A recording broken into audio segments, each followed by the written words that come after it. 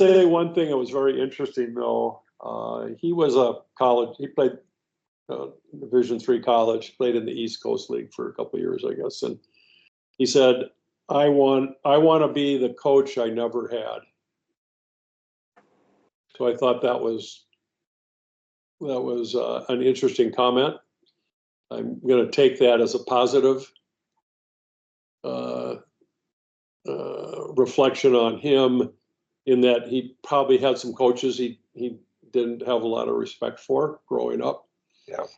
And he wants to be a coach that his players respect and are maybe be a transformational coach rather than a transactional coach, because the former head coach was a transactional coach, and he didn't like being on that staff, apparently. So anyways.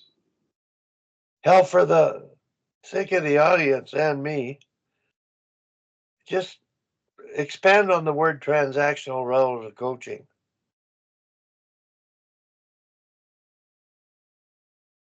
What does it mean? Like, what do they do that aren't as effective, that might cause things to go south? Are you asking me or Tom? No, you and Tom, if he has Well, anything, but you have used the word, and I think transformational is like open to learning. And yeah, I mean, it's so transactional is win at all costs. So that leads, so in my view of it, it leads to a decision-making process through the course of the season that its only goal is to win the games. Now, National Hockey League, I get it. High-end Division I, I get it. But they got 28 guys in the locker room or whatever. But, you know, in minor hockey, and I would argue in high school hockey too, you know, there's a opportunity for a coach, you know, to bring everybody into the team and value every player, and every player feels part of it, and you want to coach all the kids, not just the top six, and you know, ultimately you'll probably have more success doing it that way, and engaging with the players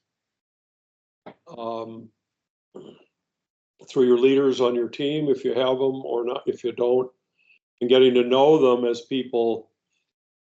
And whereas they're, you know, it's funny, Wally, when I was talking to Sammy Joe about this, and remember she said that those coaches that she had didn't even know the names of the players, only knew their numbers.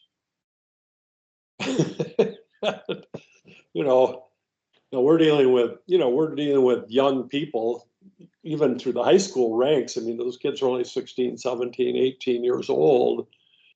And they, you know, got a lot of pressure on them, and they want to, you know, they want recognition, power, and acceptance is the three sort of psychological things that are driving them.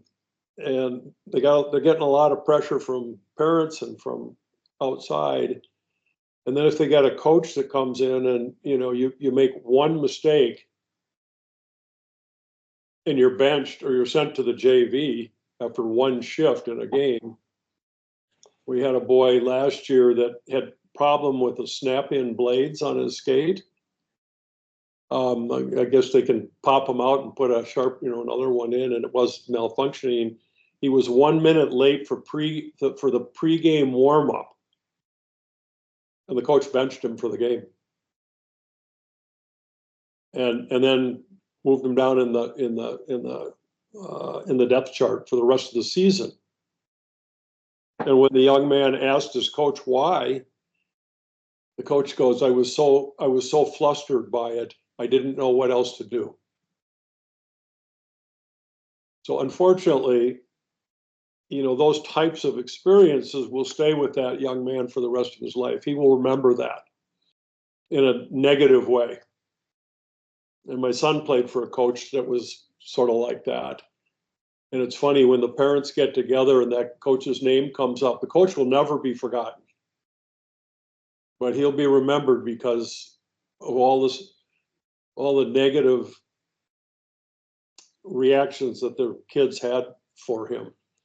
And I don't think that's what we want, but that coach's only goal was to win as many games as possible because it was about him, not the players. So that's, I guess, in a short answer is transactional is win at all costs, build the reputation for the coach. Transformational is about the players and helping them become better human beings and better athletes along the way.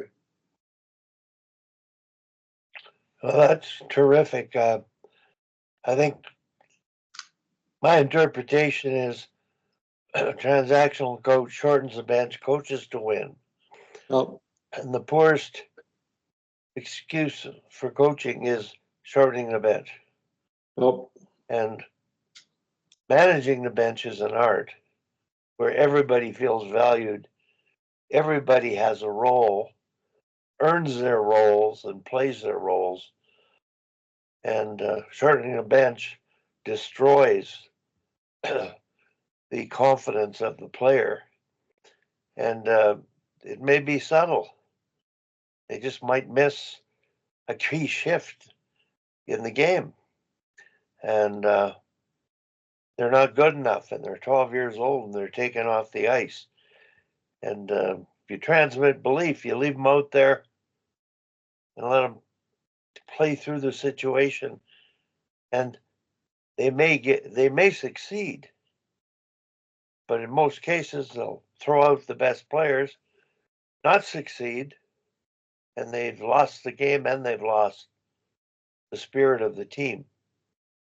So I think Tom, myself, all the coaches that I work with at Girls Hockey Calgary, they understand the idea of coaching for development and building a team.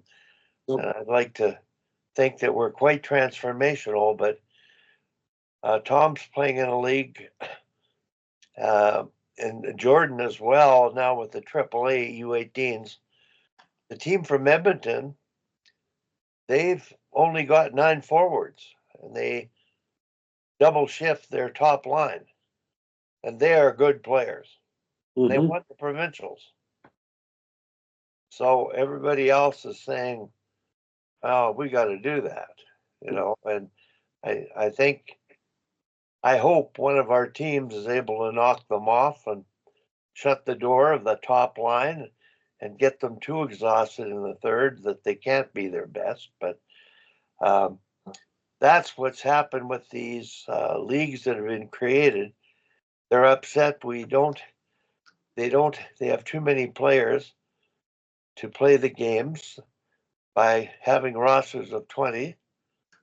So the 9 forwards and the 6D or whatever in the Outlaw League, they like that. The kids get to play a lot more, and it may be more fun. They get to play, and who knows what to say is right. I just think when you really want to play at a high level, I've never seen any team play with 9 forwards and succeed, except some NHL teams are trying. They're 2-line hockey teams or 1-line hockey teams, and they haven't mastered the art of creating belief in every player and getting more out of every player. So, I've had a couple times over the years where we've been up against teams that, number one, only skate 2 lines, 2 of their 3 lines. They're good teams. They win a lot. And in 2 occasions, we were playing, we were just playing our 3 lines. It was just pretty much straight through. This is Bantams. And we've had close games at the end, like going the third period, and I would change my players every chance I could. If they had a face off and the ref blew the whistle right away, I'd send 5 new players out. I'd get the D off. I mean, we were running 20-second shifts, and we beat them in overtime. And ended that, in one case, they were number 2 ranked team all year and ended their season in section play. Yep. And their coach was furious, and he was furious with me for doing that to them, but furious because I played all my players. Yeah. Last season and the season before with the girls, the girls, and then the Pee-wees last year, which, we've got some pretty good. I mean, we play against 2 of the 4 top programs in the state are in our district, and they beat us up pretty good early in the season, and by the playoffs, they shortened their benches to make sure that we didn't beat them, because we were there. We could have beaten them, and we didn't short our bench. And my assistant coach was talking. We were talking about it recently. He says, he didn't notice it, and I said, well, I did. But then there's that question: is what do you do about it? Are we going to follow suit, and I'm going to put 5 kids on the bench for the last half of the third period? I'm not going to do it, but I might encourage them to take shorter shifts. And what ended up happening is the players on their own, the top guys decided just to stay out on the ice longer, and that spirals. We couldn't get them off the ice. They were skating a minute and 15, and and then the next line has been sitting there. The third line's been sitting there for 5 minutes, and they haven't been out on the ice, and so everybody starts grabbing ice time, and it never ends well. So that's right. It's a little bit of that art of how do you manage this situation and do what's right for all the kids, not just some of the kids. So, Tom, how do you get them to play? Like, we're looking at shift length here, ideally 40 seconds, and hell, in the Olympics that Mike Babcock last won, he had an outstanding team. Their shift lengths were less than 30 seconds. Mm. And that's Crosby. So you had 4 NHL lines that bought into the tempo they played at that resulted from that buy-in. Like, it was a very dominating performance. And so 40-second, like in my day, a minute shift was sort of acceptable. Now they appear to come up with the 40-second shift. And I know Jordan Fenton, he working with the U18 AA team, he's got the AAA this year. He uses all his players, and the way he teaches 40-second shifts, he has, the volleyball flip charts for scorekeeping at the end of each bench. And when the players come off, they flip. So first shift, the first person off the ice flips.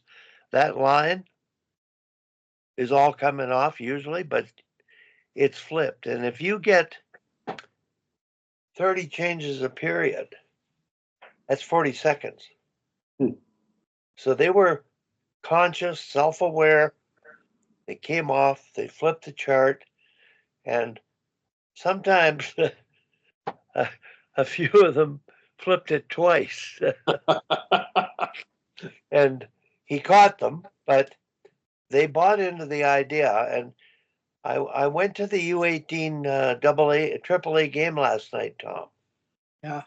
Jordan's team won 6-2, and neither team Well, Jordan's team never played any of the 10 committed players that he promised spots on.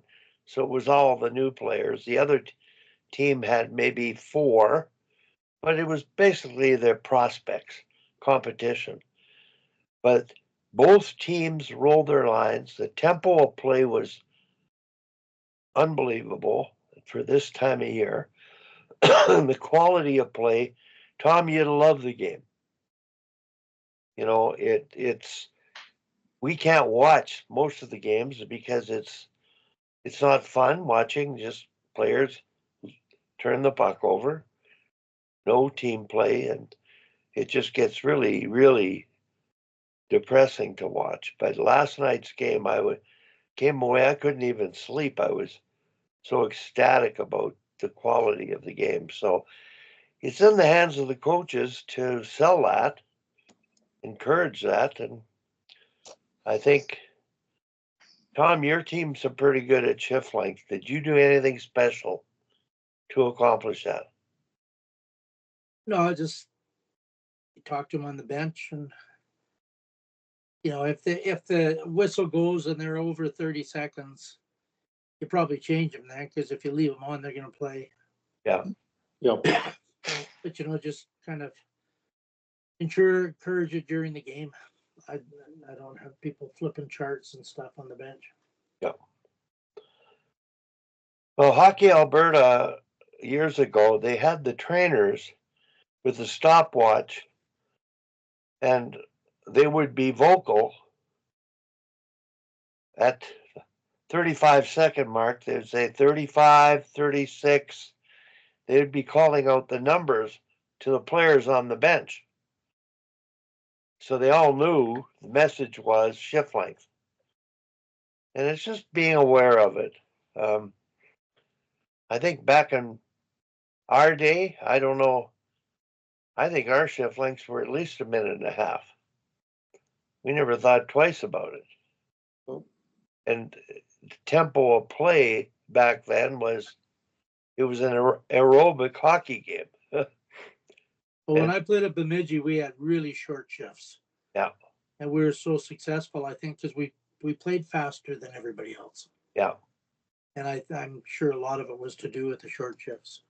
Yeah. Well, you got energy, you recover quickly and you can get back out and go out.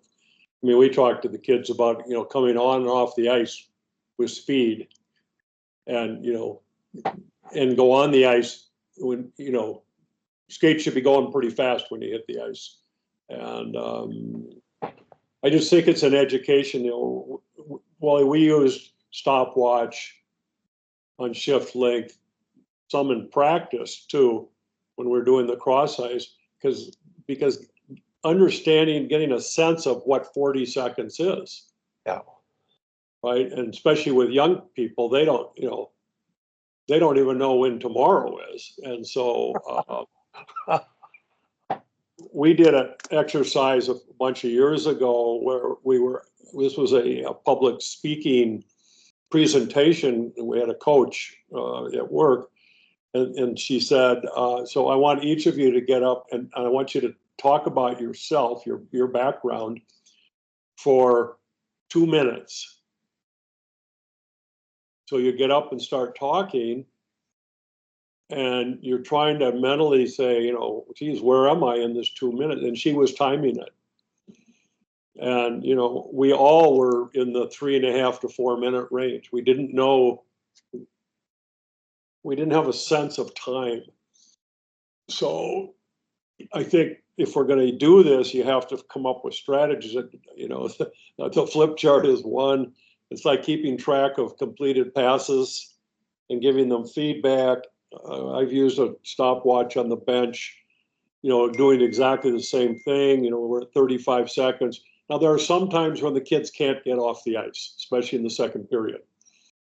They're under pressure in the zone. They can't just come and leave because we got to get the puck back and do something with it first. But then they can get it to neutral, and instead of going on offense, they could come off the ice and put fresh skaters on. And I think that's just part of the education process. And part of it, Hal, also is to make a play. I remember one player played for me, and every time was time to come off the ice. It could be a 3-on-1, and she dumped the puck in, Oh, instead of finish the play. yeah. And so that can be more. You can make that more important than playing the game. Yeah, You got to watch how much I importance you give to agree things. 100%. Yeah, I agree. That's the art of coaching, right? Yeah, We want to accomplish certain things, but we want them to read and react. We want you to read the play. We got an odd man rush, and you're at 45 seconds, finish that rush. yeah. But if you lose control down there, don't just come back slow. You got to come back fast. So, anyways. All right, boys, I got to run. See you. Have a happy weekend. Good luck with your tryouts, Tom. You're drafting or whatever you guys do. Oh, it's tough because we got, you don't know most of them, and then some and it's so like we got a letter from a parent that the girl got cut, the first round and wanted to know why, and came up, and give the reasons because there's no horrible players there. Right. Like everybody can skate and do, so it's just how effective you are, it becomes. Yeah. So it's a real tough thing on a kid if they put their whole effort into doing this and then they get cut. But We've got, I'm a non-parent coach of this team, and there are people on the board that don't want me involved in the tryouts. Yeah. Because they say it's unfair because I know some of the younger kids because I coached them. And I'm going, well, it's more fair. They said, what are you, they wanted, she called me and said, what do you want? What is a response? I said, well, my response is I'm going to pick the team or they're going to have to pick a new coach. I'll do it with help from 4 or 5 other people. We'll come to a consensus, but this idea that I have any bias for any player is ridiculous. And, I get it. I know that shenanigans go on and players end up on teams that they probably shouldn't. But, and it's happened with me, but only because I made a couple mistakes in the evaluation process. And I thought, it's typically, it's the last 2 players on the team are the ones that are the hardest to pick because there's probably 6, you're picking 2 out of 6. And, yeah. But anyways, we'll and get it's what you like too. Well, like that's I right. can watch the same player as somebody else, and if it's someone that looks around and moves the puck, Yeah, and isn't quite as good on 1-on-5 rushes, I'll take that player where yeah, most of the coaches I coach against would take the 1-on-5er. yeah.